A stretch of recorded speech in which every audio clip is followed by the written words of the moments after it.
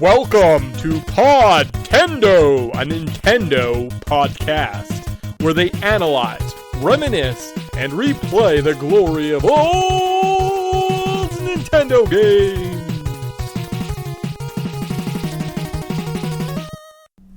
It's 2023. An ancient war is being fought under the sea. The president is about to be cloned, and it's your job to save the world. So, what are you going to wear to work? From the team who brought you GoldenEye or N64, meet Special Agent Joanna Dark in Perfect Dark. Rated M for mature. Hey guys, welcome to the Podtendo podcast, where we analyze, reminisce, and replay the glory of old Nintendo games you thought I was going to forget, but I would never forget, because it's a new year, and it's our new show. We're late by 2 days, no one knows, and the evergreenness of this podcast, it's gone just like that, just off the top. We're a review retrospective pop culture Let's Play show, and co-host Mick, I'm joined by Tyson. Cool, sweet.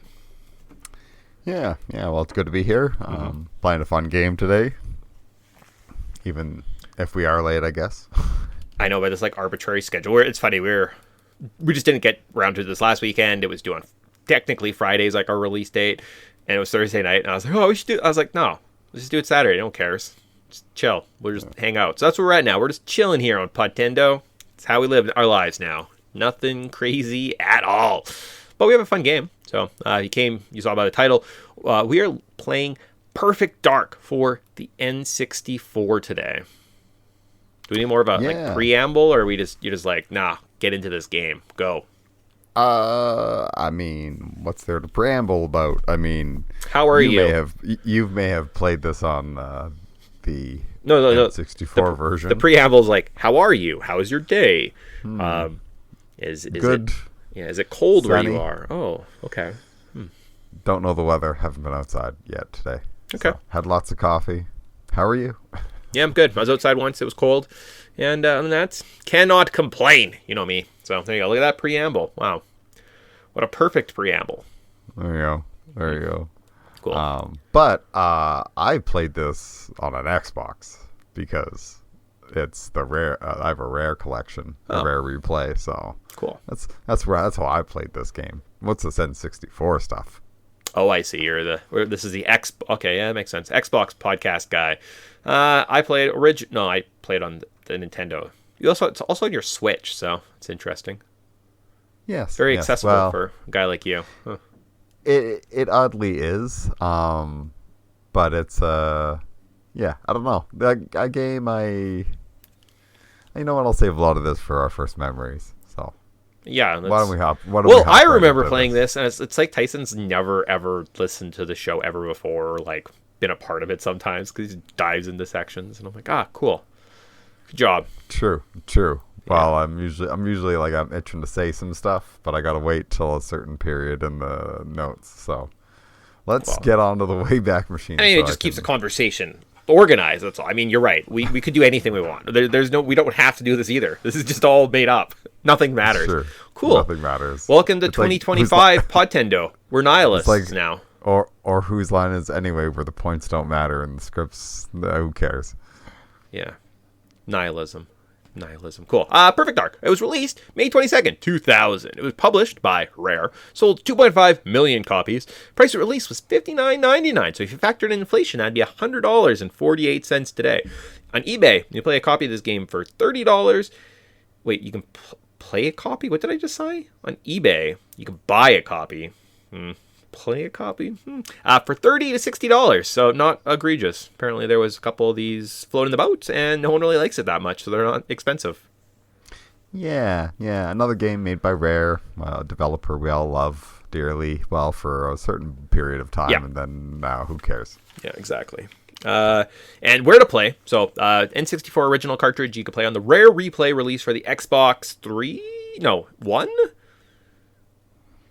Yeah, sure. Yeah. I don't know. All the series, like the generations, are now blurred to one mess. So I don't know. Sure. Perfect. Good branding, Xbox. You crushed it, buddy. And then the Nintendo N64 Online add-on. So you can't just get the N60 or the Nintendo Online service. You have to get like the premium up, so it's like an extra $40. Yeah. Because they like to have those expansion packs or some BS. Yeah. Typical Nintendo stuff. But Yeah. I guess for our preamble, we probably could have talked about the Switch 2 actual official video, but whoops, that's us in a nutshell. Cool. So now that we're into the game, it's like, oh wait, there's more. Why didn't we talk about that thing? I don't know. Maybe next time. I mean, or just, yeah, at that point, we've introduced the game. Switch 2 is coming out. There was some... yeah, maybe, I don't know. Is this the right time? There's nothing to it. It's just like, just that was a rant. I'm like all the things. Like, we're a Nintendo podcast. And we're like, hey, here's big news. We're just going to... So what I saw, my takeaways from it quick, instead of being like, wow, I can't believe it has lightning. It just looks like they just kind of updated the Switch. Probably it's going to be better resolution, right? That's what people want. Some better graphics, maybe some bigger games, higher processing speed, all that good stuff that comes with the next gen, right? Probably gives you 4K resolution.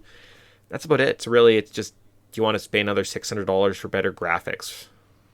Yeah, and fully backwards compatible. So it really is just like they're keeping this, like, seems like they're keeping the same architecture or whatever, and they're just like, just update it. Yeah. Like an iPhone. Yeah. And I'm like, just kind of, to be honest, that's the part that kind of bummed me out. I was like, oh, I guess we're just like that's all upgrading it like a phone now. Yeah. I just got a PS5 for Christmas. So. It's just a faster PS4. PS4 that looks better, that processes. Like when I put and the same thing we gone. It's when I put my NHL game on, it just like, it loads. It's not like I gotta wait for this loading screen and then this loading screen and then this loading screen and then like I'm starting my franchise mode and it's like loading this and it's creating a database and it's building this. It's just like you go into the next menu. It feels kind of like menus on like a PS2, similar, maybe even like a little like PS3 and PS4 was just like everything takes so long because it's like not a powerful enough machine. So that's all the Switch 2 is just going to be. It's just going to be that step up so that all those little creature comforts are just, so we get another 5 years of essentially of the same Switch that looks nicer. Yeah. And I mean, I guess like we kind of dumped on Xbox and its bad handling of generations, but I guess like it really doesn't matter anymore because it's all like, who cares? It's all the same junk. It's all just under whatever's under its brand. The newer system can play the newest and best games, but all the old games. So it's kind of nice. As somebody who's always championed backwards compatibility, it's like I love that, but at the same time, it's like, okay, but there needs to be good games. There needs to be good exclusives for this upgrade, right? Not just no reason for it. But well, Nintendo's at least good with that. At least they were. Oh, for sure. Although they've. I guess Tears of the Kingdom. I feel like they're a little bit more exclusive. Where like they like instead of if you don't have a Switch 2, you probably won't be able to play the new Zelda game. Well, yeah. Whereas I feel like Xbox and PlayStation is much more likely to be like, the PS4 version just works on all of them. But there's a PS5 version that's better. So I feel like they're like it's the same, just different. I mean, the video game industry is stupid. Best example, I bought Rocksmith for the PS3. Yep. So I have two games. I have Rocksmith. I can learn guitar on my video game. Cool, sick, awesome, great. Turned my PS4 the other day and I was like, hey, can I get Rocksmith on my PS4 now that I've like switched my consoles around? You can. It's a paid subscription service. And I was like, so instead of paying just $80 for the physical game, which I was like always a champion of, now you pay $150 for an annual subscription so you can like play this game. And I was like, cool. Video game industry is fucking terrible. So just play old games. Yeah. Well, and I know that's why Xbox is doing this whole Game Pass thing, where it's like subscriptions. But now it's even stupider. Where it's like it's $200 a year, or $250 or whatever. It's like it's really getting up there in price. It used to be $15 a month or where the hell it is. But it's like, and like I get it. If you're gonna play any of these new release games, pay for the subscription. But now it's like, but what if there's like literally one game a year that you are kind of interested on? Yeah, and it's like do what the rest of us do and wait till it goes on sale and buy it because there's like 3 games a year I'm excited about nowadays. So that's the thing. Hey, if there's 2 games you want to play, well, what if you don't get to that number? And like they're struggling. So cool. Yeah, I just play old games. I don't play new games. Speaking of old games, why don't we old games? But you know what the problem is I don't remember what 25 years ago in the past looked like. That's right. 25 years ago was when May 22nd, 2000 happened. That was 25 years ago. So now that we're 25 years in the future from this date, May 22nd, 22nd, 2000. That's 25 years ago. Just I'm going to keep iterating that because that's terrible. That's awful. It's disgusting. Yuck. We're going to jump into our patented Wayback Machine and decide if we want to travel back 25 years ago to the year 2000. Ugh. Top TV shows you could be watching in this time was Survivor. They debuted in the year 2000. Curb Your Enthusiasm, CSI, Gilmore Girls, and Doctors. Ugh. Yeah. Yuck. Yeah, I know, we were just here. Nothing great comes up. Top cartoons. Aqua Teen Hunger Force, Dora the Explorer, Grizzly Tales for Gruesome Kids, Jackie Chan Adventures, all debuted this year. You know, Jackie Chan and Aqua Teen, all good, so I could care less about the other two. All right. Top movies. Jackie Chan. Released the week of May 22nd, 2000. We see Mission Impossible 2 and Dinosaurs. Ugh, yuck. Yeah. Still in theaters, you could... Yeah, like, I love Mission Impossible. Mission Impossible 2 is definitely the worst one, so... Yeah, it's they're like... It's like the John Woo directed one, and there's like a scene where he's on a motorcycle and there's just doves for some reason, and I was like, John Woo, you and your doves. Yeah, it's so, like, it's bad. It's like, and it's not even really watchable, it's just boring. Like, that's the worst thing you could have for a Mission Impossible movie, where, like... Well, it doesn't help the other ones. You're like, look yeah. at them flying through, hanging on the side of a plane, like, piloting this shit, jumping over that shit. It's like, awkward, sorry, Mission Impossible 2. I jumped to Aqua Teen. Mission Impossible 2, he has like a kung fu motorcycle fight, which is like stupid. It's just bad. It's the dumbest thing. I hate the early 2000s. Yeah, still in theaters. You could watch Gladiator and U-571. Oh, you know what? No movie definitely needs a sequel. Gladiator 2, especially if you wait about 25 years, because that's right when the good ideas start coming up. The second one is just kind of like the first one, but just not necessary. Oh, cool, sweet. If you waited a week or two, you could see Big Mama's House and Gone in 60 Seconds. Oh yes, car culture. Yeah. Yes. I think it made all like young boys love. Man, Nick Cage has just been killing it for like 25 years. Oh God, what are we doing with our lives? Top video games released in the May of the 2000. We saw Metal Gear Solid Ghost Babel, just Metal Gear Ghost Babel, Rainbow Six, Bomberman 64, The Second Attack. Okay, so interesting. Very established time period in the N64. Mm-hmm. Rainbow Six getting its birth. That's a franchise I enjoy. And then Metal Gear Ghost Babel. This must have been what, the Game Boy Color handheld one? Yeah, Game Boy Color. Yeah, I guess it's Game Boy Color. Like if you end, this is at the end. You're like, you were in this simulation the whole time, Jack. And he's like, wow, I can't believe I did all this training in this Ghost Babel, Jack. And you're like, oh, okay, hopefully maybe you're ready for the next mission, Jack. Maybe we'll call you Metal Gear, or call you Solid Snake in the next one, Jack. And you're like, that ties in the plot of Metal Gear Solid 2 somehow? I don't know. I forget how it works. Yeah, stupid. I was like, great. I love when weird lore is hidden in video games. Development details. Now we know what the pop culture landscape looked like 25 years ago. You might ask, where were you? I remember where I was, because that's unfortunate again.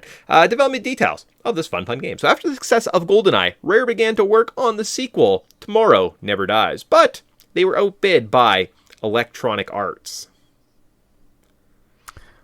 Huh. Yeah. You know, that is almost a blessing in disguise, because it gave the Rare team being like, well, what do we do with all this assets? I don't know, we make our own game. So rather than being discouraged, like Tyson just alluded to, they actually took this chance to leave the James Bond universe and take a game in the new direction. Covert Ops and Alien Intelligence were titles that were thrown around, but they really wanted to include the word dark. They were inspired by X-Files, Ghost in the Shell, Elektra, Blade Runner, and Judge Dredd. Yeah, I see a lot of those elements. The success of Metal Gear Solid made the team want to incorporate more stealth elements in the game. With the use of the N64 expansion pack, Rare had to build the GoldenEye engine, or rebuild the GoldenEye engine. Only about 30% of the original game remained. Yeah, you can't tell. Yeah, the game was in development for 3 years. They had a number of ideas for the games that the N64 just couldn't handle, from the use of flashlights, more reliance on lighting to hide from enemies, being able to use a camera add-on to put your face on the characters and play through the game as yourself. I think maybe this was supposed to be done with like the Game Boy camera, because there was a perfect dark for like the Game Boy Color, so you were like take a picture of yourself, cool, build a character. God, that'd be horrifying. Just slap Yeah. your. But then again, I guess I look at some of those like N64 GoldenEye character models, and you're like, yeah, that's really just they took somebody's picture and stretched it over some pixels. It could have been you. Yeah. It could have been immersion is what they call this. So on that note, but due to the events of the Columbine High School massacre, they stopped the use of this camera technology, since children killing each other in multiplayer and be able to shoot your friends in the face kind of was like, seems like a poor taste. We'll just stop that.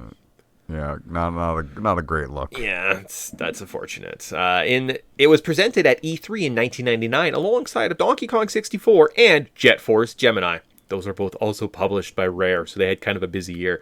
Nintendo wasn't the biggest fan of the edgy content of the game, and may have not promoted this game as much as other Rare titles on the N64. As of March 2000, the game had sold 1.3 million copies, with the total sales changing from my number I said previously, which was 2.5 million, coming in at around 3.2 million lifetime sales.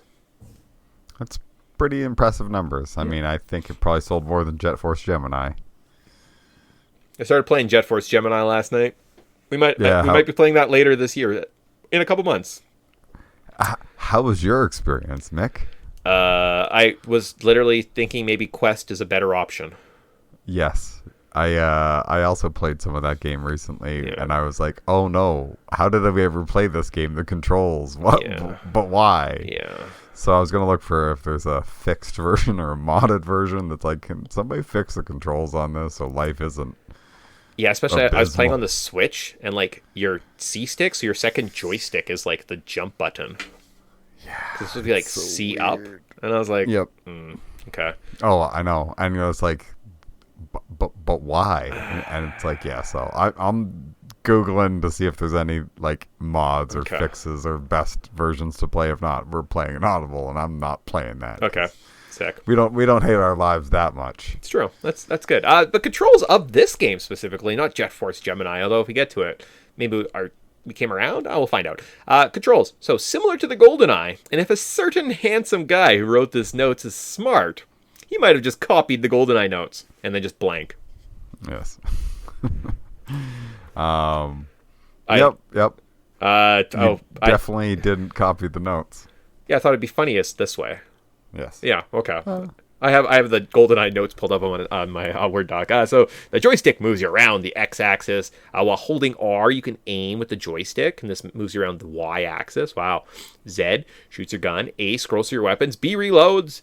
You can open your menu when you're in the mission, see your objectives, select specific weapons or guns. Gadgets usually need to be selected with the use of Z. Oh, wow. You can play through missions, select various difficulties, which with increased difficulty and the amount of things you need to complete in each area, and add or multiplayer, which you can select which level, characters, which rules you want to play with. Cool. Yeah.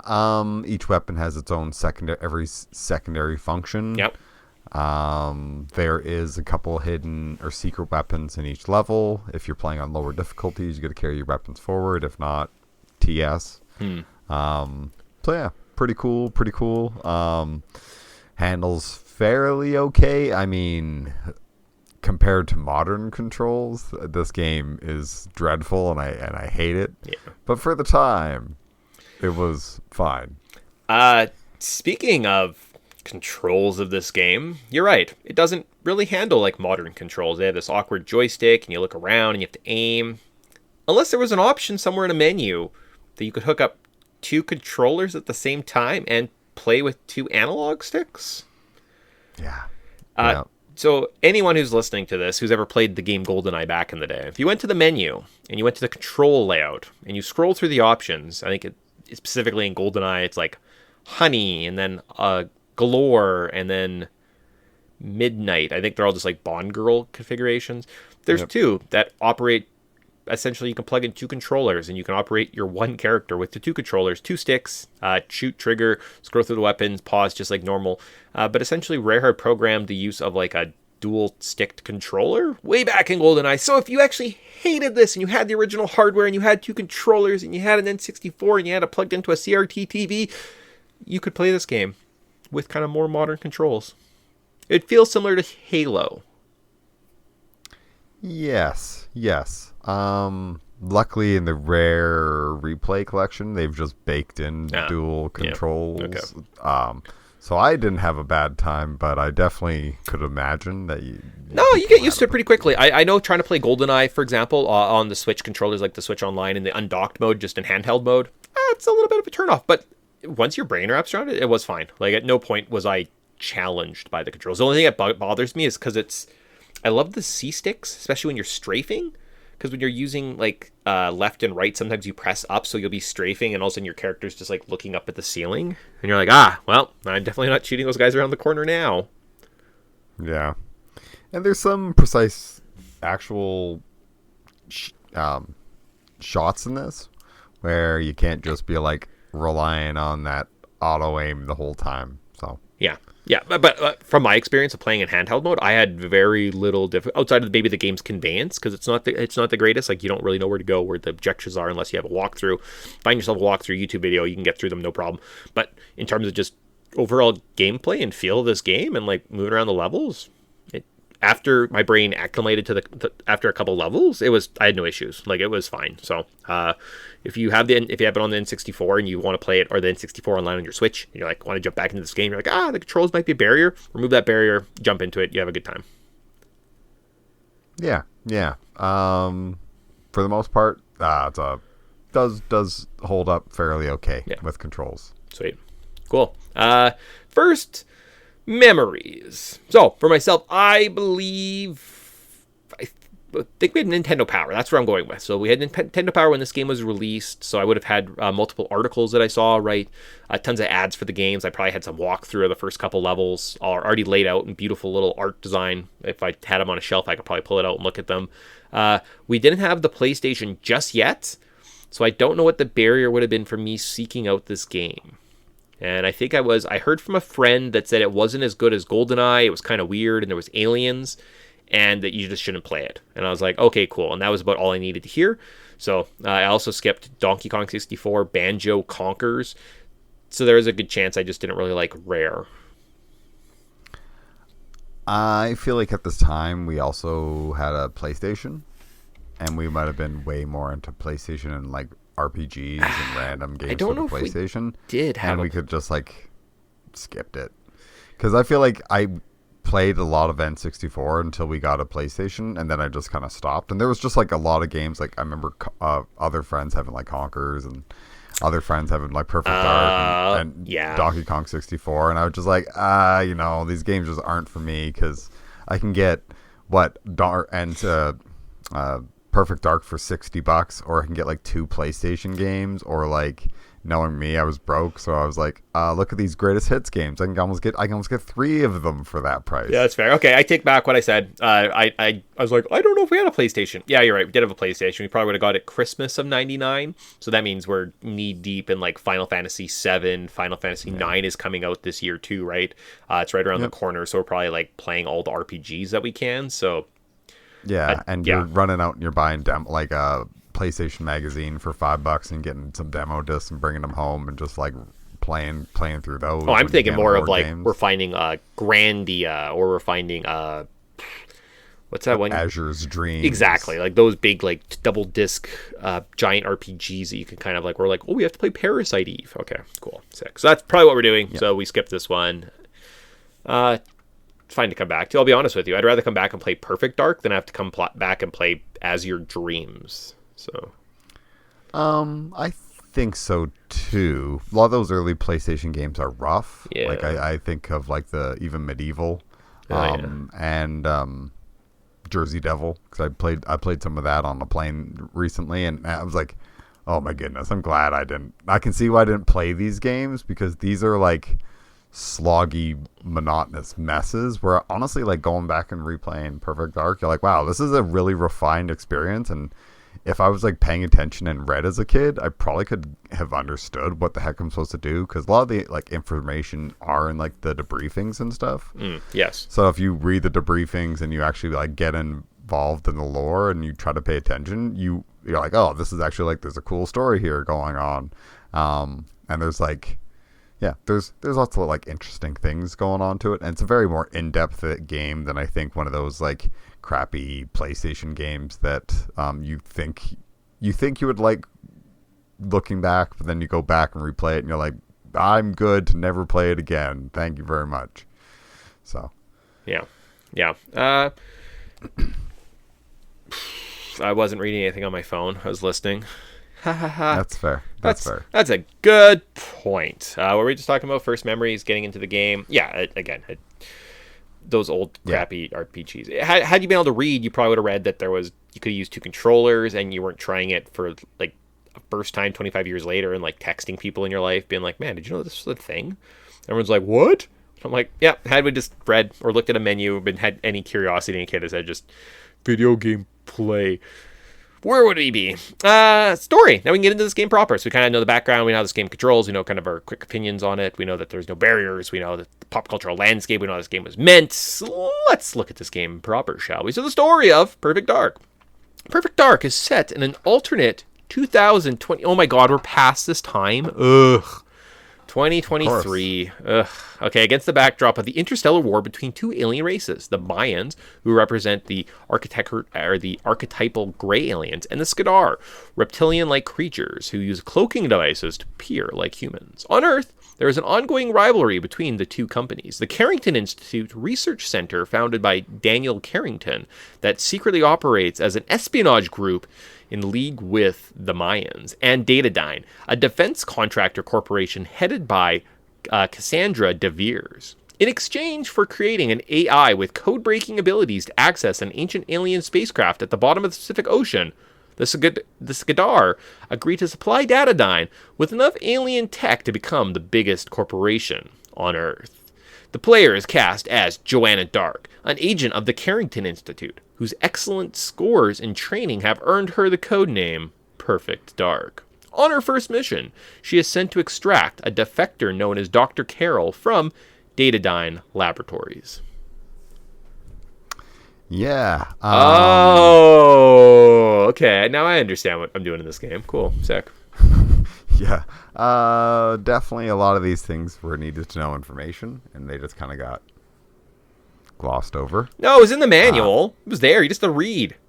Again, it should have been told to me Me explicitly play video through game. cutscene. Me want pictures with the sound moving pictures. If I wanted to read, I'd have a book.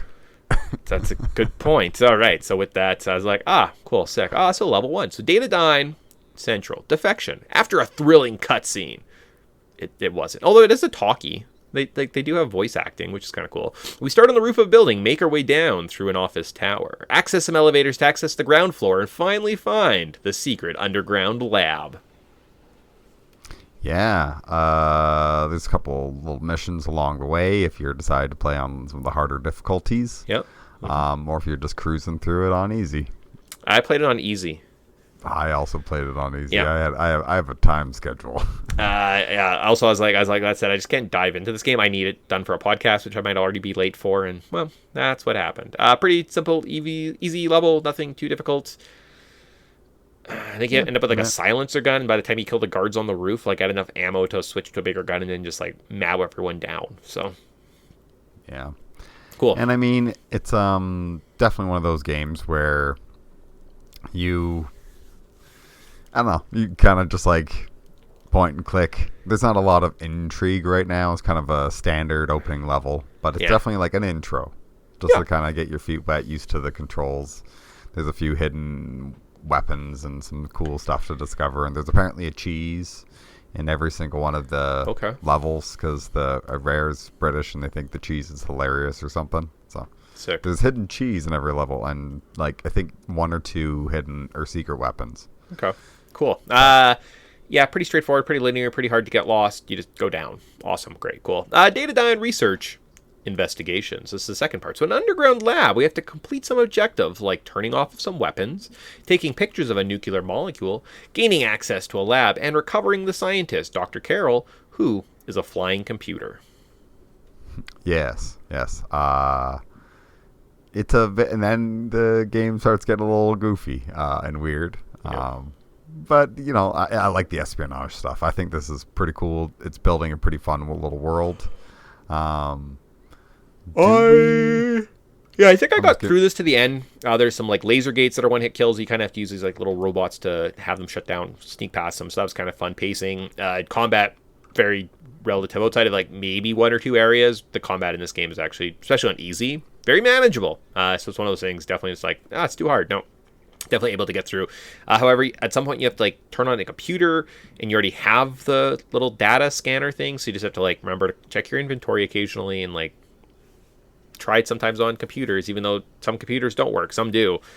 Look at a guide to help you through some of these conveyance areas, because I was definitely stuck and then replayed the whole level and like, yeah, it was like, oh, I see. Cool. Yeah. And it's definitely one of those random games where like sometimes you go like, how are you supposed to know to stick up this certain guard who will unlock a door or some random crap instead of just shooting them? And it's like, it's this game. You definitely should have been a little bit clearer with objectives. Yes. And I feel like later in the game it gets better, but yeah, there's some parts in this game where like, I love espionage and I love spy stuff, but god darn it, don't make this convoluted. It gets so convoluted. The third part is extraction. So now we have to escape from the tower. We can stealth by some guards, fight up the tower, turn off a security system. You might have to fight a helicopter at some point before defeating the bad guys' bodyguards on the roof and ending the level. Okay. Yep. And you're escorting Dr. Carroll the whole time. Yeah. I'm trying to remember this part. Yes. Because I think that there's a period where, like... I also got stuck on this floor somehow. I forget what happened. What do you have to do? At some point, I kind of had cleared out the tower for the most part of all the enemies, right? And it didn't really appear like there was any other mission. Maybe I had to hack a computer or something like that to access an elevator? I don't know. It wasn't very clear. I feel like maybe that's what it was. I had to, like... Or somebody dropped a card key that I didn't grab. Yeah. Yeah. It was definitely one of the levels... Like... Go on. Sorry, I ran around this level quite a bit, especially this part. Like, there's definitely a couple times where I was like, wow, there's no one left. I've killed everyone. What do I do? Oh, it was like a secret door. There was like a secret door in the lady Cassandra's office or something that I had to access. Oh, yeah. Okay. I was going to say, this game oddly makes you use a lot of gadgets. Later I think for later missions or whatever, but...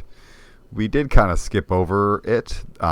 You can kind of go to the Carrington Institute. Like, instead of just, like, selecting a mission and going, you can kind of just, like, go to the Carrington Institute and you wander around.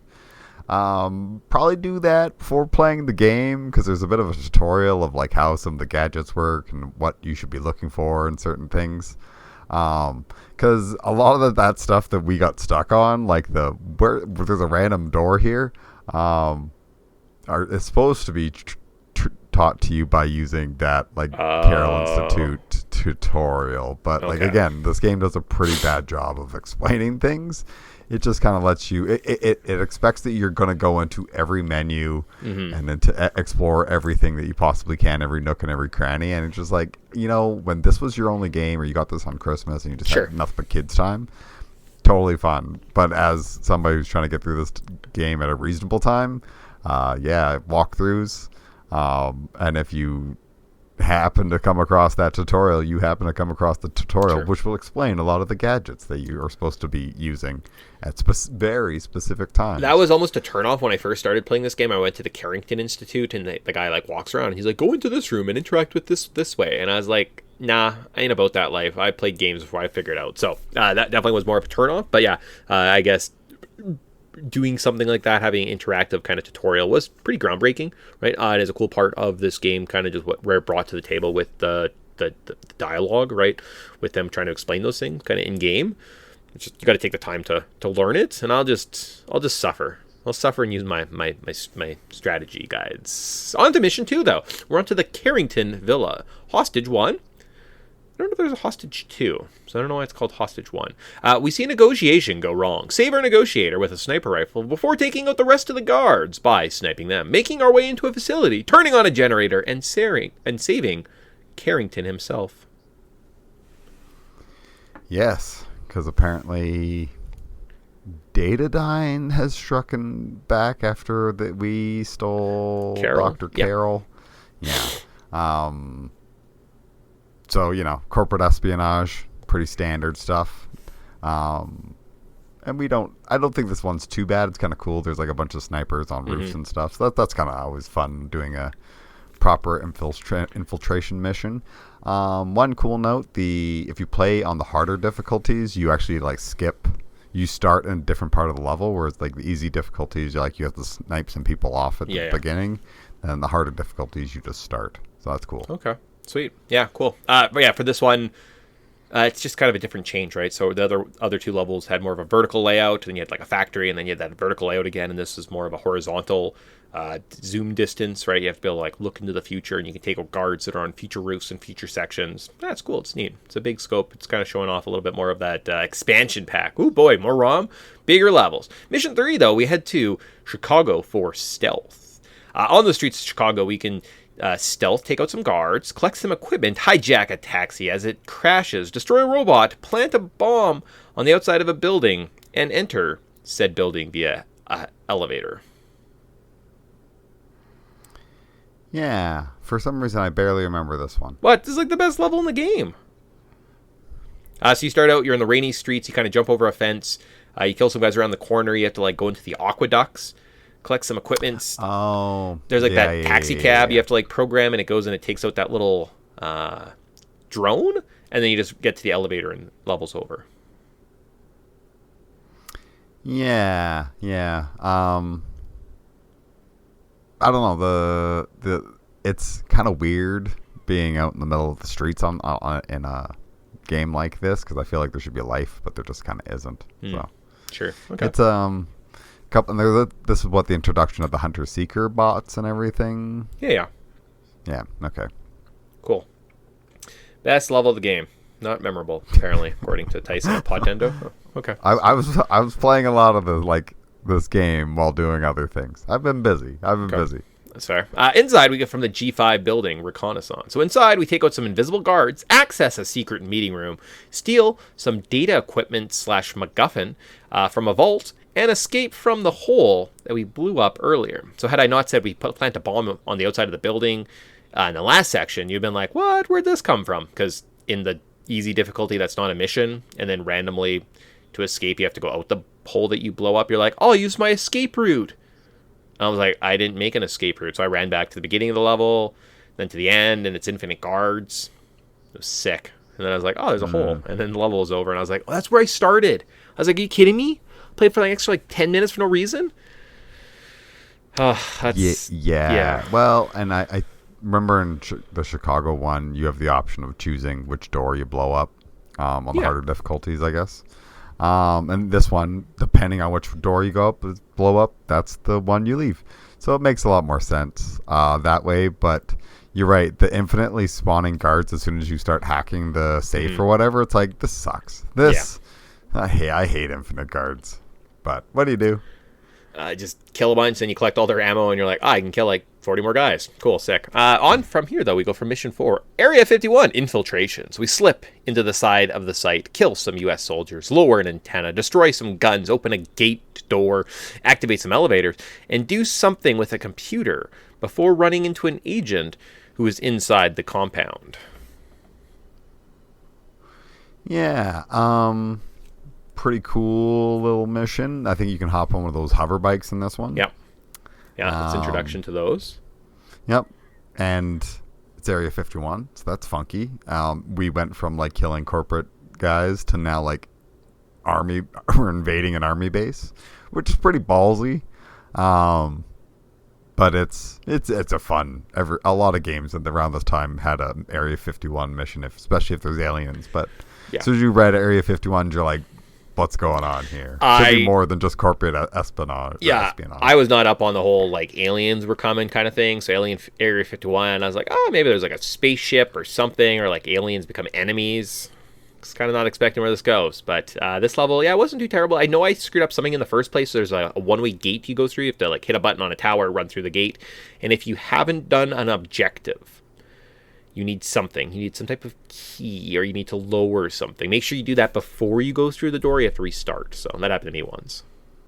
Oh yeah, probably the stupid satellite dish. Like, you have to lower the satellite dish so you can throw a bomb on it or Yeah, or you something. need to put a bomb on something. I don't know. Whatever it was, I kind of messed it up, and I was like, "Yeah, son of a gun." But from here, though, we get to rescue. So we have to kill a bunch of guards, grab a block, take that block to the holding cells, blow it up again, and gain access to a restricted area.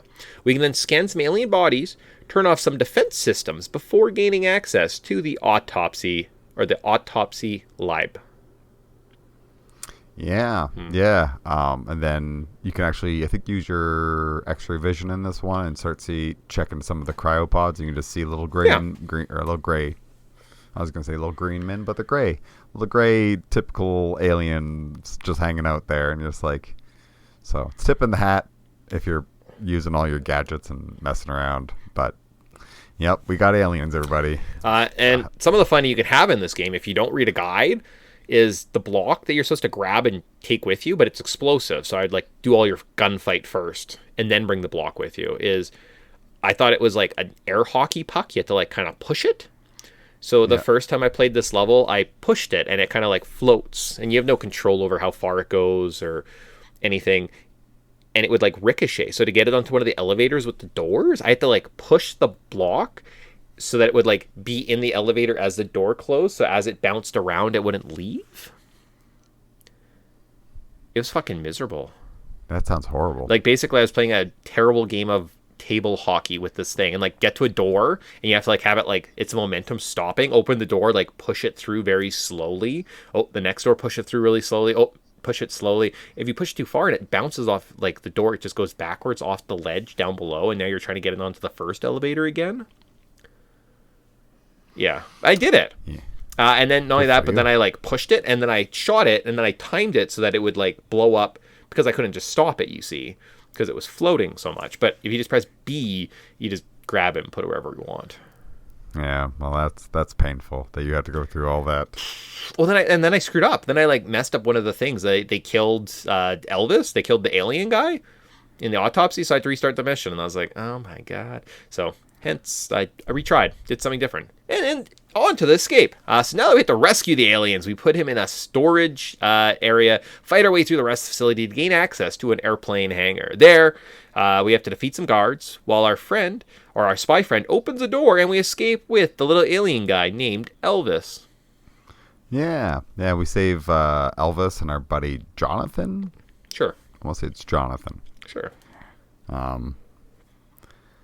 Yeah, pretty cool level, but goodness gracious, you really have to like wait for Buddy to hurry up because he'll get like stuck on doors, or if like the infinitely spawning enemies that pop up behind us catch him, he'll just stand there and just slowly get into a firefight with them. So you really can't rush it. Just kind of gotta go as fast as he will let you. It's slow and painful, but it's a typical escort mission with bad NPCs and stuff. But at least they are sometimes a decent shot. So. Well, and if we learned anything, at least we can like press B and grab Elvis and run around with our little bed instead of. And also, I didn't know where to go. So at one point, by the cryo tubes, I don't know if I learned how to grab him. I don't know what was going on. I was definitely air hockeying him like around those freezer tubes and down that one little corridor, and then he was stuck for a bit.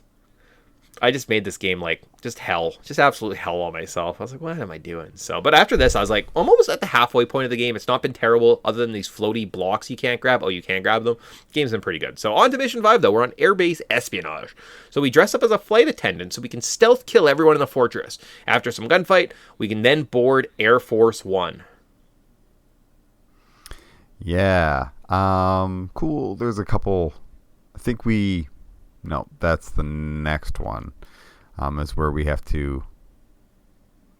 No, this one has there's two different entrances to this one, where you kind of go around the main way or you can go around the bottom way.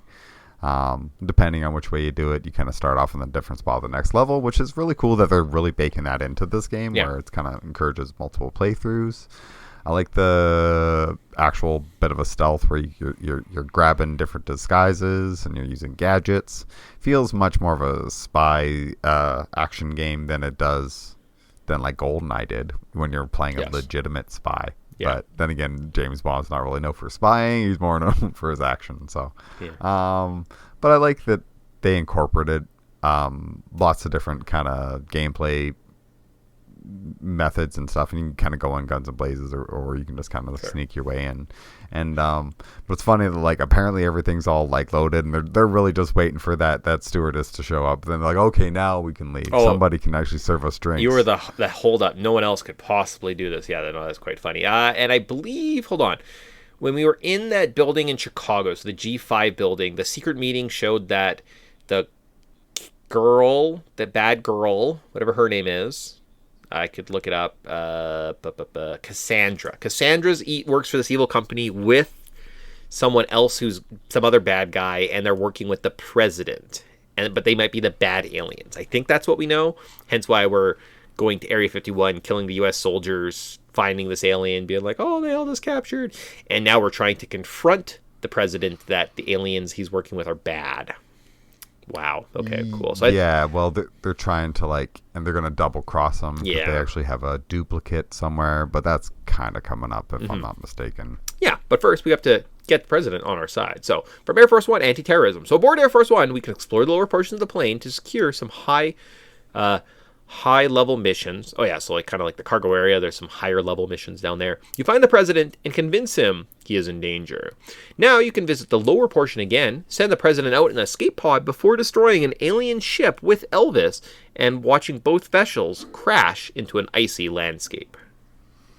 Yes, and then abrupt change, and like the transitions are so like kind of jarring from where it leaves you and where like it starts you. But this is the fun one. Running around a plane makes you feel like you're and you can kind of like sneak around a little bit until you alert everybody. So yeah, definitely always the option of going stealth or going in guns blazing. On this mission, actually, you can always do stealth because they won't attack you. You can just punch everyone because you're dressed as a stewardess, so they're non-confrontation. So as long as you don't kill them actively in front of like another person, you can always just take everyone else by stealth. So yeah, I think there's one room with the secret weapons in this game, like the Mauler and the double Mauler, I think. Yeah. Yes. Cool. So kind of cool level. A little bit tricky. It's kind of neat that like you build your way towards the president, have a cutscene, and then escape. So yeah, I like it. Sweet. Makes sense. So from that area we're playing on a plane to this other area we're running around a big plane. One of the biggest areas of the game, we have to find the president's escape pod, start a tracker, find some glasses, destroy a fake president, find and rescue the real president before taking him to Elvis's crashed ship to end the mission. So did you remember to drop the air bike? No. The hover bike? No. Okay. So if you drop the hover bike in the previous mission, it like doesn't actively do anything that mission, but in this mission, it's sitting there so you can actually have access to it. So instead of having to run around everywhere in these big open areas, you now have a hover pod or a hover bike that's way faster. Sweet. That's fun. Yeah. Yeah, I don't think I literally was on a bike in this entire game, so. Yeah, they're kind of, it's just like there's some vehicles, but there's like, hey, we have vehicles in our game. Do they do much? No. Okay. You can play the whole game and not and still be like, oh, this is kind of cool. Sweet. Oh, look at this. Oh boy. So mission 6, the Pelagic 2, Exploration. I meant to look this up, but I didn't, and I have no idea what this level is. A cave? An alien ship? Maybe? Oh, this one. So we're in a ship at the bottom of the ocean. Oh, this one. Yeah. We come up into like the sub room. And yeah, okay, cool. So we're in a sub room. We're a bunch of tight corridors. There's some staircases. You have to shut off a power source, stop some security alarms, and then I think you have to like hold up the pilots or some scientists to change some type of setting to admit some type of transmission so like you can get help. And one of the 3 scientists will kill the other 2. So he pulls out a gun and he's like, traitors! So you have to kill that guy. Yeah. Okay. Yeah. And I think, is this the one with the like green floaty thing in the room and you have to like specifically use the one weapon to blow it up? Or is that coming up? I think that's coming up. This is the one that has like the pillar where you have to put on the X-ray specs to see the switches and turn all the red switches Oh, yes. Yeah. Yes. And then you run down and you like shut off the power source or something. It's that level. Okay. You're right. Yeah. Gotcha. Cool. So at the end of that, we find ourselves. It takes us to a deep sea nullify threat. So we find ourselves on an alien ship. So this one is a little bit cleaner. It's a little bit bigger. I believe it has some type of weird like H.R. Geiger style kind of hallways. They're kind of aliens. They're tube-like. They have like weird stuff on the walls. There's a couple Skadars kicking around. And do we? No, I don't know what we do at this point.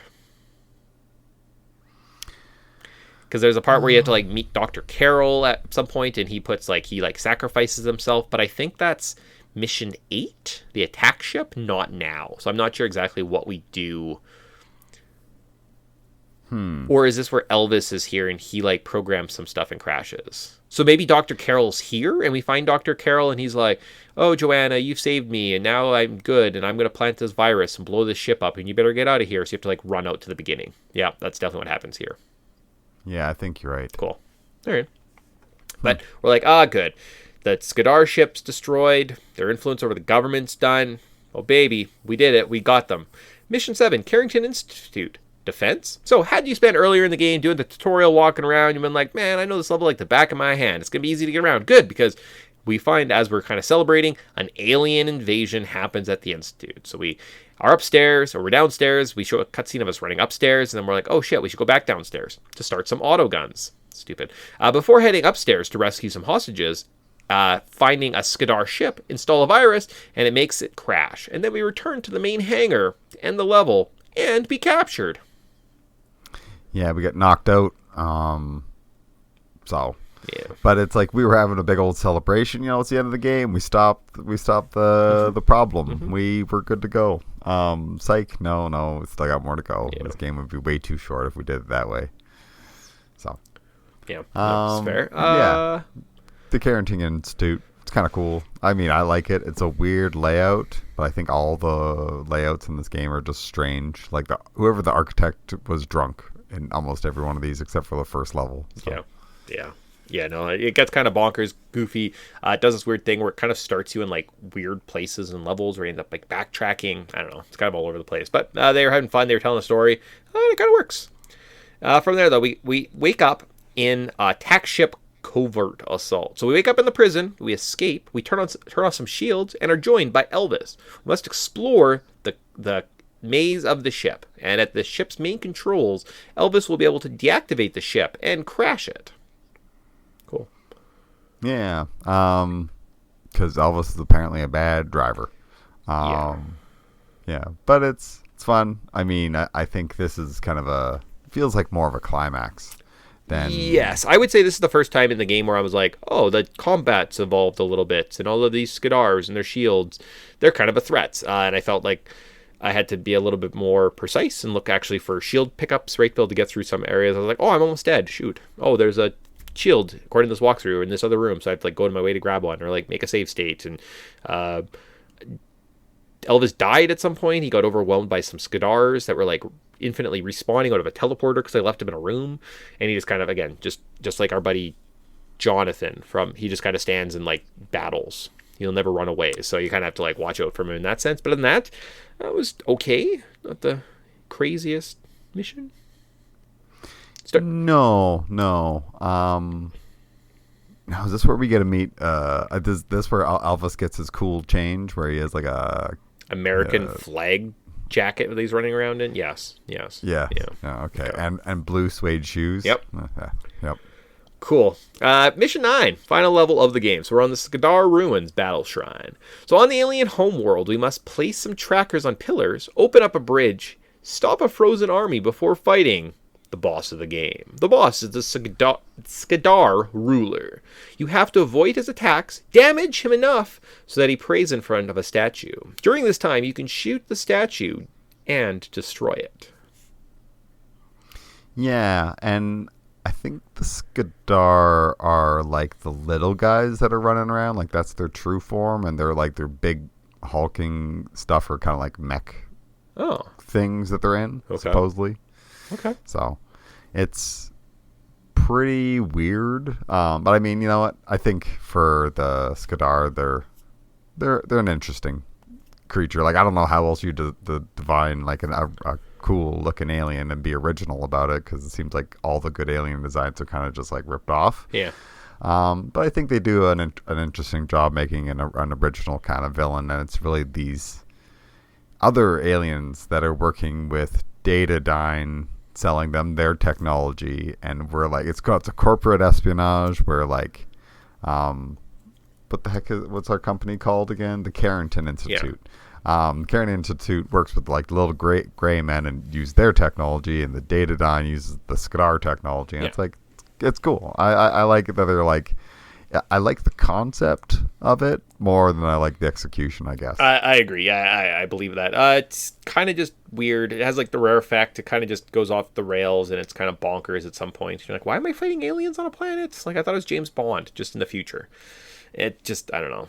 She also has a sweet moment, I think, in the last one, where you're looking out a window of this spaceship, and there's a planet, and you're like, wow, I've never seen another planet before. Well, yeah, you've never been you're a spaceman. Like, I didn't know space travel was available to you, Joanna. It just, I don't know. I was like, it's an odd line. I had an issue. I honestly thought I did not have enough health points, right? I went in with lower health, not enough ammo, and my first playthrough, I ended up losing multiple times to this boss. It did take me a little while to figure out the strategy, right? Of just hit him a little bit and then destroy the statue. So it wasn't one of those things, and I was like, man, this is gonna be a Banjo-Kazooie thing all over again, where I just like played through this level and I shot too much stuff and I didn't collect enough ammo and I wasted too much time, so now I can't win. And I was like, this is miserable. No, took my time, and I actually was able to defeat him no problem. So it was more of a me need practice, not game bad.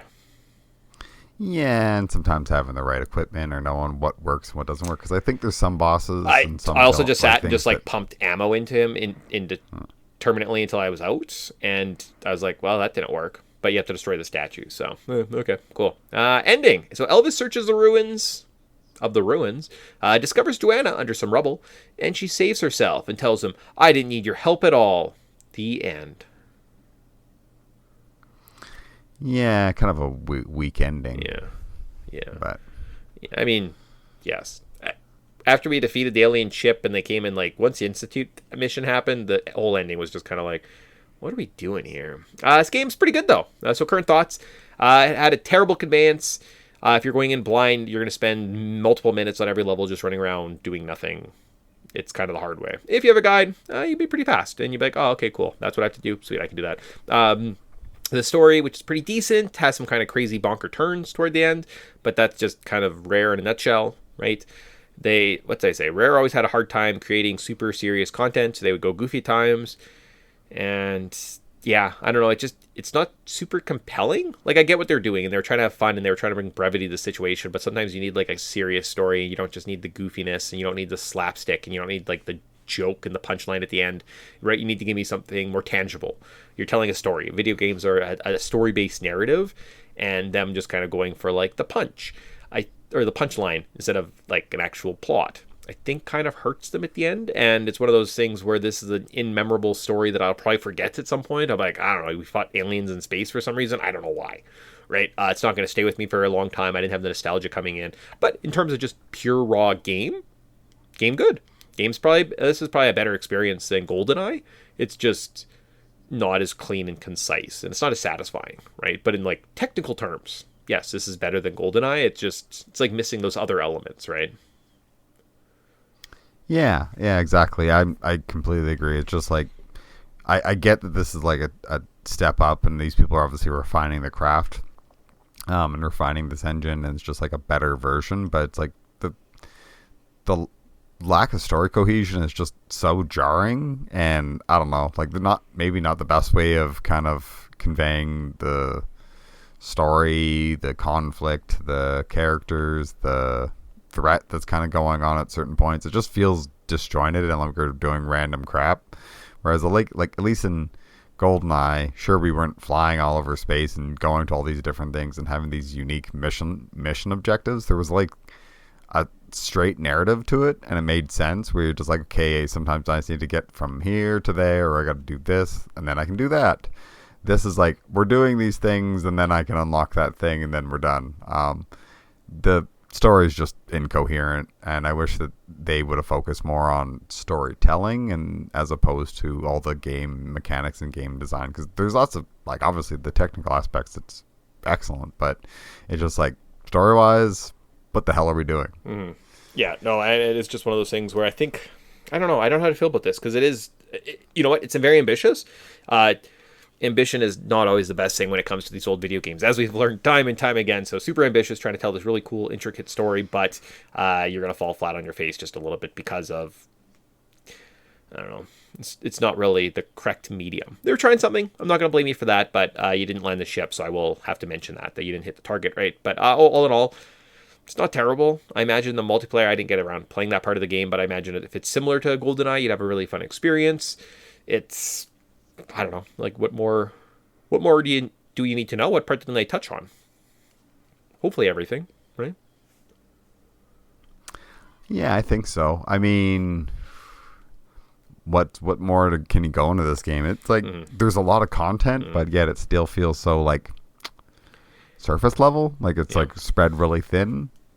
Like, it's not deep. There's just a lot there. Sure. Well, even like what would I change, right? I didn't change anything big, grand. I didn't say clean up a story, make it serious. I need serious stories. Give me a guy, main character. I hate Joanna. No, just a map. Just give me a map with some icons, or make it toggable. If you give me a toggable map, Turok had that, right? How else do you get around Turok if you don't put the map on? Because it's literally almost impossible, because you're like, there's no draw distance. I can only see what's right in front of me. Where do I go? This game doesn't have that option, but if you did have a toggable map that says, like, oh, here's an object over here. Oh, there's an objective. Maybe you should check out this yellow dot. Oh, cool. What can I figure out in this room, right? Oh, I need some equipment. Let's see what happens. Just for an example, I think that'd be kind of that quality of life, and just make it cleaner and at least give you a chance, right? So that you're not like, where do you think a nuclear atom is? And how would you take a picture of it? Yeah. Then at least, like, if you're in the right room, then you kind of know where to focus your efforts as opposed to just backtracking endlessly. So. Yeah, it would give you just like that little bit of like direction. I'm not saying like show me exactly what to do or like Mega Man me. Just give me a chance. That'd be it. So would you have a change for this experience, this game? You know, I kind of wish the tutorial was a little bit more, like, the first time you boot it up, it doesn't start you automatically in the menu, or maybe it, like, makes you go to the Carrington Institute first, and then you can kind of play with it, because then maybe you might expose yourself to the actual, like, tutorial of the game, as opposed to just randomly, like, I'm sure kids tried to beat this game without even knowing the tutorial exists, because it only happens once, is that one buddy is the first time you collect the Carrington Institute. That's the only time he will take you on a little tour of, like, this is how you do these things. There should have been, like, an actual, like, way of triggering that, because I feel like a lot of people missed it. So I just think that, you know, this game's very of its time. I just wish that it would hold your hand a little bit more, or at least give you some guidance, so you're not just like flailing in the dark, or if you just randomly miss something, it's gone forever. So okay, sweet. That's it. That kind of ends our talk about this game. We got a fan theory or something that I pulled off a GameFAQs forum. Oh, baby, are you buying it? It's going to be interesting going forward. I was like, oh, GameFAQs. I like GameFAQs. Maybe I'll use GameFAQs more for old games. And I think cultural significance, we're out of here. So did we miss anything about this game that you're like, oh, we should talk about that? I have a point. I know something. Yeah, no, I think we kind of covered the most of it. Like, we didn't really talk too much about, like, the co-op or the extra story missions. Like, there's 3 solo missions, but or 4 solo missions after the game, and it's just like they're just nothing things. They're just like filler. So I don't know. It's one of those things where it's like, I understand why this is here. It doesn't need to be here. So okay, that's fair. Yeah, oh, it works. I don't know. Did you play this game in the past? You probably like it now, right? It's one of those things. I think nostalgia would reflect positively on this experience. You'd go back and be like, sick. And if you have no nostalgia, you can jump into this experience, and it's okay. It's beatable. You get to the end, and you're like, now I know what Perfect Dark's about. Cool, sick. So, all in all, pretty good, but it didn't blow me away. So it's definitely not something I missed. And I'm like, my childhood is ruined. And with that, though, we're going to get into it. Are you buying it? So typically we do like a fan theory, And I was like, I'm just going to start reading GameFAQ forum posts because that sounds hilarious. So I don't know when this was posted a while ago. Maybe I'll start keeping track of that stuff in the future if we decide to keep doing this. So I found a forum post called Perfect Dark Story Makes No Sense. So I beat it again after over 20 years. Oh, maybe this was new. I was very young when I did everything possible in 2000. So at the time, I didn't know what it was about. Made no sense to me as a kid and still makes no sense to me as an adult because it's a bad plot, confusing, and has no conclusion at all. Sick. Awesome. I'm glad this guy agrees with us. The developers just finished the game the way they could. Lol. Here's the story of Perfect Dark. Skadars and Mayans were at war since forever? Mayans were monitoring the primitive human race since 2000 BC, and since 1960, Daniel Carrington has been kept in contact with them. In the 1980s or so, the Skadar race found there was an alien ship with amazing technologies and weapons of mass destruction hidden in the deepest place of the Earth's Pacific Ocean. But they needed help from the humans to get there and started to make contact with the corrupt corporation when they found that Datadyne and Cassandra DeVries, who was friends with Trent Easton, a man close to the U.S. president, and she offered him a deal. Maybe your sentence that you wrote, man, complaining about the bad story doesn't make sense. Trent tried to convince the U.S. president to hand the Pelagic 2 submarine to Datadyne, which was needed to reach the Centaur ship, but he denied. So the Skadar got rid of Trent Easton because he was no use for them. Lol. The Skadar, with help from Datadyne, then kidnapped Dr. Carroll's AI back from the Carrington to do the job and hack the Cetran ship and took over the Pelagic 2. Joanna Dark found evidence of this and went herself at the Pelagic 2 and then reached the Centaur ship, found and cleaned the virus on Dr. Carroll's, restoring his personality, and he hacked the Centaur ship for self-destruction. As retaliation, the Skadars attacked the Carrington Institute, kidnapping Joanna to their ship, and then flew to outer space. Once Joanna waked up, she found Cassandra was a hostage of the ship too. Cassandra sacrificed her life to put an end to the Skadar race. And then Joanna made contact with Elvis, took over the ship with his help, and moved to the Skadar plant. I really could have just edited a lot of this out, couldn't I have? It's all good. We're almost there. A distant desert land that was burnt out of the heat of three suns, where they found a sacred place, and Elvis thought the destruction of the sacred place and the Skadar leader would put an end to the war and finally bring peace. It was Elvis and Joanna walking away from the Skadar sanctuary. Yeah, that's the story. It's incoherent mess. Wait, so I didn't read this post before I put this on. I definitely should have edited that. I now see that. I knew that's but I don't understand what this person's point is. There's a conclusion. We stopped the Skadar. Yeah, but how are Elvis and Joanna getting back from the random put beacons planet? On. We put the blocking beacons so that we can come get rescued. Okay, from who? I guess the U.S. president. No, his friends. It's Mayan friends. That's what. So they couldn't find this sacred land has been hidden from them for forever, right?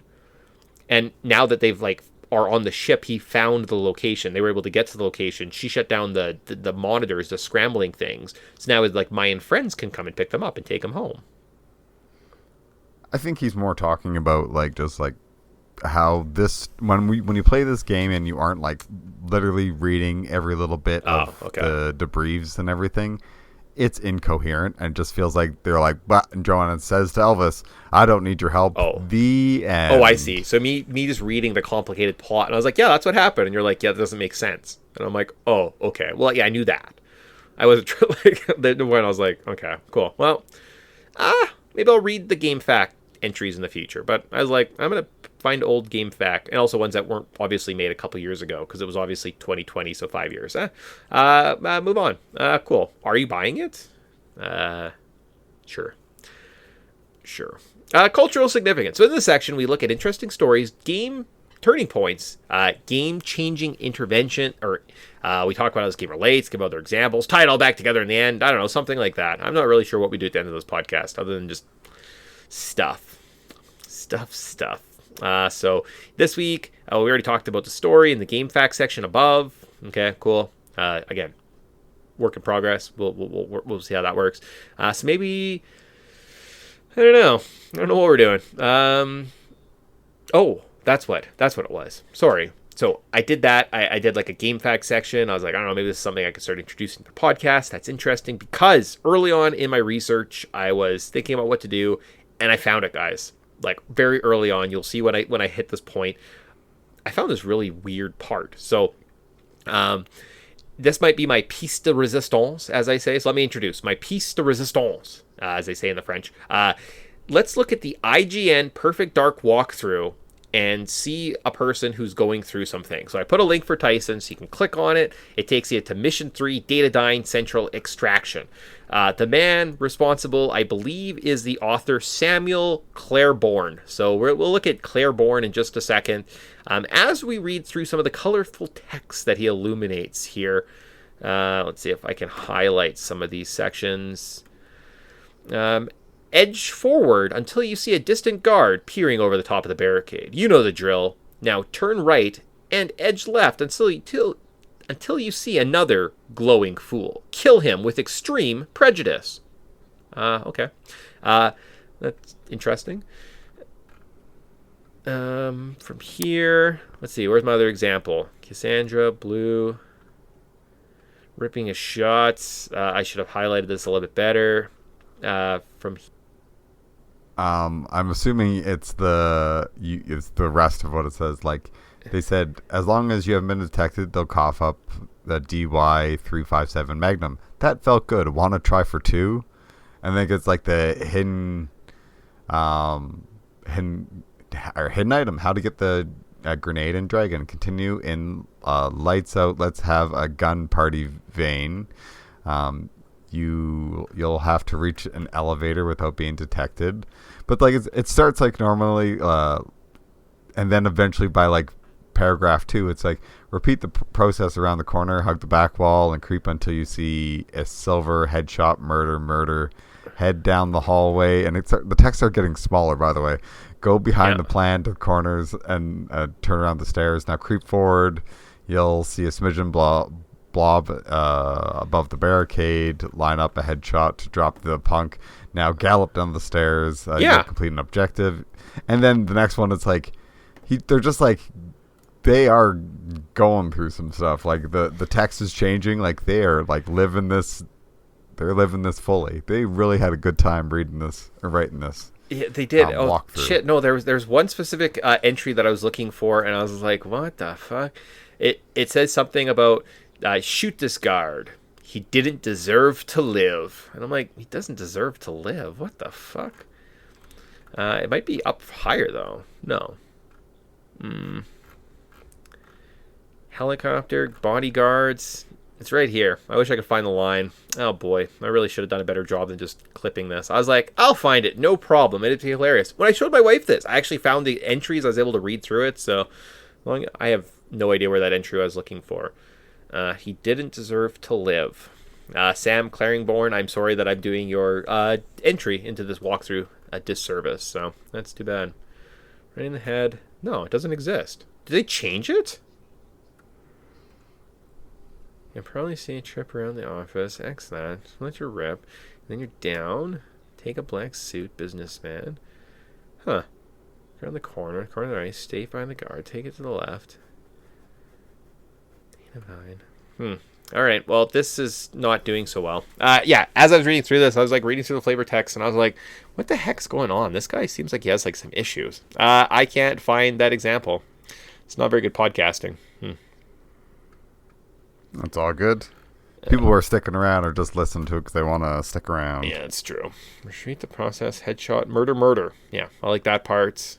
And then he didn't deserve to live. I want to see that guy write that. Maybe it's up higher? No. Nope. Cool. All right. Well, that was not my best. Not my best work on a end of cultural significance. It's under perfect. Oh, okay.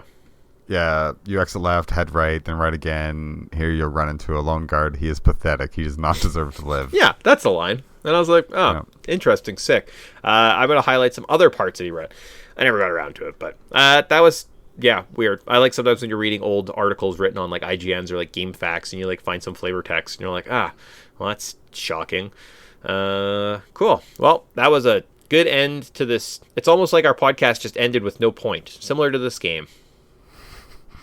Yep, it's rhymes. It's like poetry.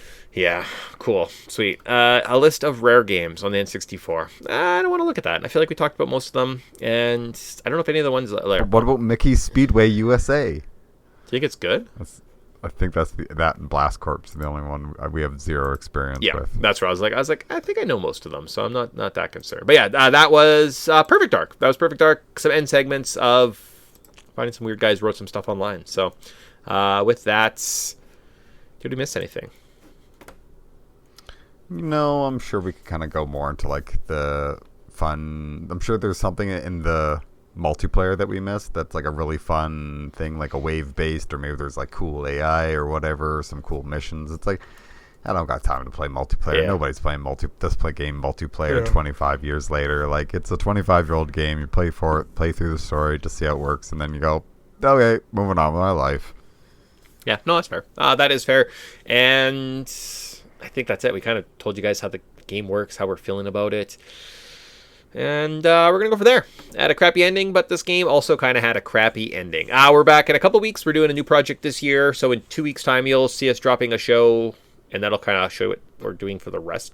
A bunch of more weeks, right? And then what are we doing next? I think pod racing in a month? Something like that, I think. Cool. Sick. So hopefully that game that show ends better than this one. Yay. Yep. I bet you, well, most racing games have a really definitive conclusion. So yeah. Oh, God. We'll wrap it up like we always do. Yeah, sweet. So with that, I think we've said everything. I don't think there's anything else I want to say about Perfect Dark. It was a game. It was better than that Game Boy Advance James Bond game that I played last year. So that's pretty exciting. So moving up in the world. Oh, no. That was 2 years ago. Last year we played Metal Gear Solid 2. Yes. But sweet. Anyways, till next time, everybody. Yeah. See ya.